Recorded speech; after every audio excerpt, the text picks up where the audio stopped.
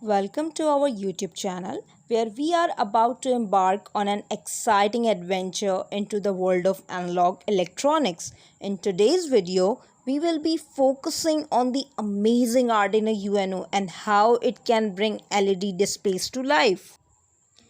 Our main objective is to program the ATmega328p Microcontroller to read analog inputs using its built-in analog to digital converter module. To achieve this, we will be setting up a circuit on a trusty breadboard.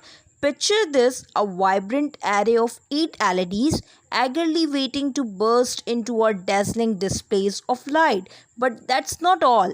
We will also be incorporating a potentiometer, our resistors, jumper wires, and Arduino UNO board, and of course a trusty laptop to fuel our coding adventures. The best part was playing around with the potentiometer. It was like a magic dial and let me adjust the brightness of the LEDs. By turning the knob, I could make the LEDs shine in different ways, creating super cool lighting effects. To make everything work, I used the programming powers of the Arduino UNO with some easy to understand code. I told the Arduino to read the voltage from the potentiometer. This helped me control the brightness of each LED, bringing my project to life with vibrant colors.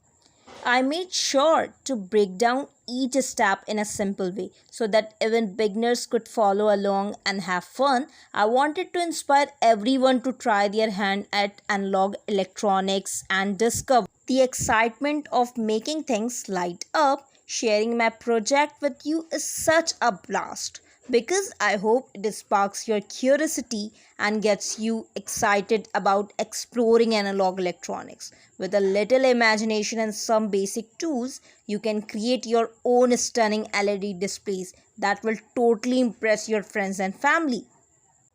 So, let's dive into this awesome project together. Join me as we uncover the awesomeness of analog inputs, learn how to program the Arduino UNO, and let our creativity shine through with dazzling LED displays.